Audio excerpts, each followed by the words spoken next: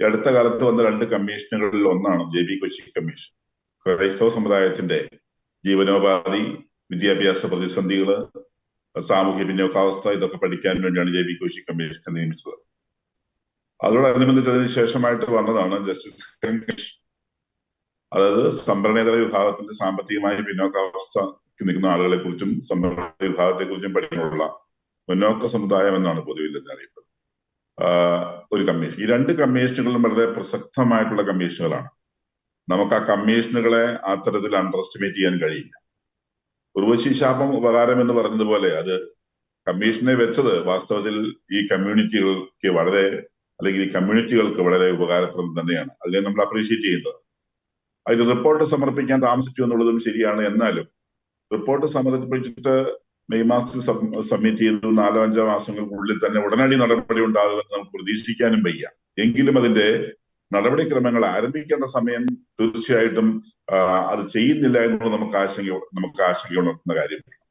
ഇവിടെ നമ്മൾ ചിന്തിക്കേണ്ട ഒരു കാര്യം, ചില ഹിന്റുകൾ നമ്മൾ അതിൽ നിന്ന് പുറത്തു വന്നതായിട്ട് നമ്മൾ കാണുന്നുണ്ട്. ഈ കമ്മീഷൻ റിപ്പോർട്ട് വാസ്തവത്തിൽ പ്രസിദ്ധീകരിച്ച് ക്രൈസ്തവ സമുദായത്തിന്റെ ആശങ്കകൾ കേട്ട ശേഷം, അല്ലെങ്കിൽ ആ കമ്മീഷൻ റിപ്പോർട്ടിന്റെ ശുപാർശകളിൽ മേൽ സമുദായത്തിന് എന്താണ് പറയുന്നത് കേട്ട ശേഷം അതിൽ ആവശ്യമായ ഭേദഗതി വരുത്തിക്കൊണ്ട് ആ ശുപാർശകളെ നടപ്പിലാക്കാനുള്ള ഒരു ശ്രമമാണ് സർക്കാർ നടത്തേണ്ടത്.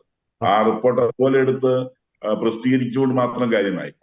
സമുദായവുമായിട്ട് അത് ചർച്ച ചെയ്യണം. ചർച്ച ചെയ്ത് അതിനകത്തുള്ള തിരുത്തലുകൾ ആവശ്യമുള്ളത് തിരുത്തണം, അതുകൊണ്ട് നടപ്പിലാക്കാൻ ആവശ്യമായിട്ടുള്ള കാര്യം നടപ്പിലാക്കണം എന്നുള്ള ഒരു ഇച്ഛാശക്തിയോടുകൂടി ഗവൺമെന്റ് പ്രവർത്തിച്ച് അത് പിന്നീട് പ്രവൃത്തിപഥത്തിൽ എത്തുക എന്നുള്ളതാണ് വേണ്ടത്.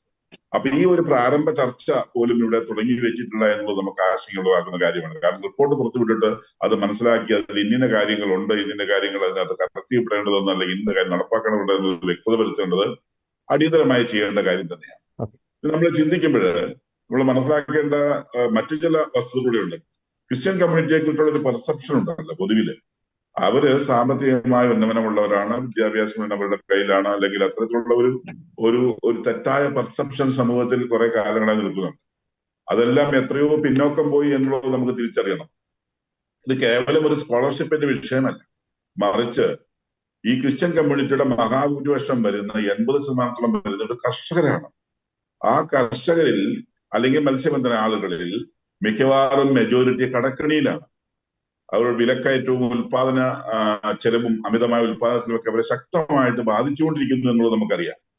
അഭ്യസ്ത വിദ്യരുടെ തൊഴിലില്ലായ്മ ഏറ്റവും കൂടുതലുള്ള സമുദായം, നമ്പർ 1 സമുദായമാണ് ക്രൈസ്തവ സമുദായം.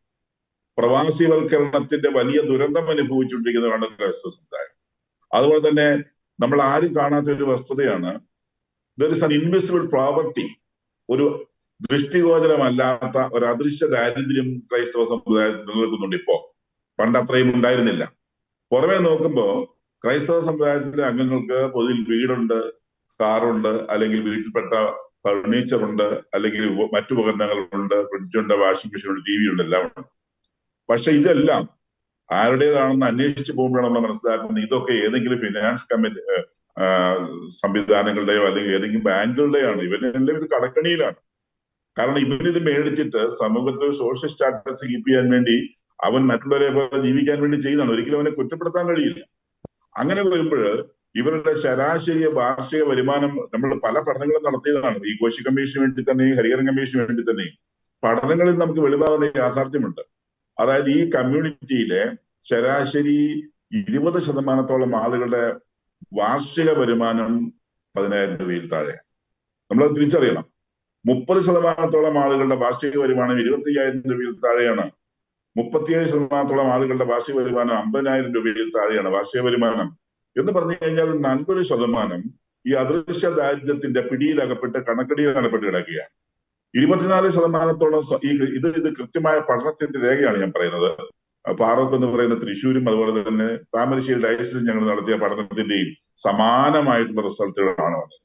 താമരശ്ശേരിയിലെ മുഴുവൻ കുടുംബങ്ങളെയും എടുത്ത് പഠനം നടത്തിയപ്പോഴും പാറോക്ക് സാമ്പിൾ എടുത്തുകൊണ്ട് കേരളം മുഴുവനുള്ള സാമ്പിൾസ് എടുത്തുകൊണ്ട് പഠനം നടത്തിയപ്പോഴും ഒരേ രീതിയിലുള്ള ഔട്ട്പുട്ടാണ് പുറത്തു വന്നതെന്നുള്ളത് വളരെ അത്ഭുതകരമാണ്. അതേസമയം അത് യാഥാർത്ഥ്യമാണ്.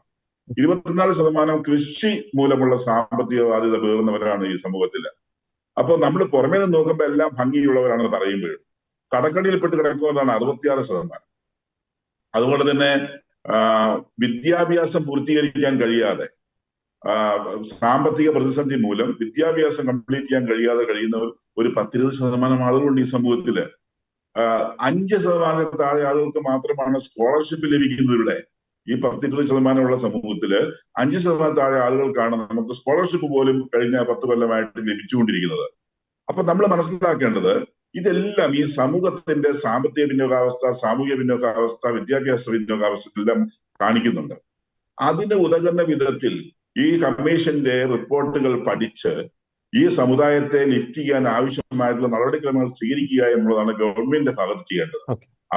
ഇവിടെ അച്ഛനും അതുപോലെ തന്നെ അഡ്വക്കേറ്റും സൂചിപ്പിച്ചതുപോലെ നമുക്കറിയാവുന്ന പോലെ ഒരു ജനാധിപത്യ ക്രമത്തില് സംശുദ്ധ ഭരണമാണെങ്കിൽ എല്ലാവരെയും ഈക്വലായി കാണും. അതല്ലെങ്കിൽ അവിടെ നടക്കുന്നത് പലപ്പോഴും വോട്ട് ബാങ്ക് പ്രീണനമായിരിക്കും. ആ വോട്ട് ബാങ്ക് പ്രീണനത്തിലാണ് ഈ കമ്മ്യൂണിറ്റി തമസ്കരിക്കപ്പെട്ടു പോകുന്നത്.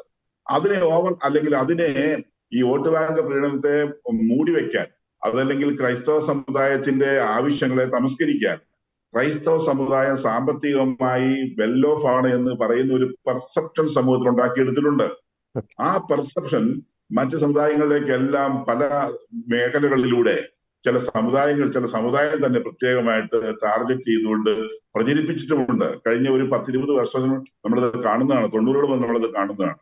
അപ്പൊ അത്തരത്തിലുള്ള പ്രചരണം അഴിച്ചുവിട്ട് ഈ സമുദായത്തിന്റെ അർഹതപ്പെട്ടതിനെ നിഷേധിക്കുന്ന ഒരു സാഹചര്യം നിലനിൽക്കുമ്പോൾ അതിനെതിരെ ശക്തമായി നിലകൊള്ളാനായിട്ട് സമുദായ മന്ത്രങ്ങൾ നിൽക്കണം. മറ്റ് സമുദായങ്ങളെയും മറ്റ് രാഷ്ട്രീയ സംവിധാനങ്ങളെയും അത്തരത്തിൽ ബോധവൽക്കരിക്കാനുള്ള ഉത്തരവാദിത്വം നമുക്കുണ്ട്. നമ്മളൊരു കമ്മീഷൻ റിപ്പോർട്ട് വന്ന് അടങ്ങിയിരുന്നിട്ട് ഒരു കാര്യമില്ല.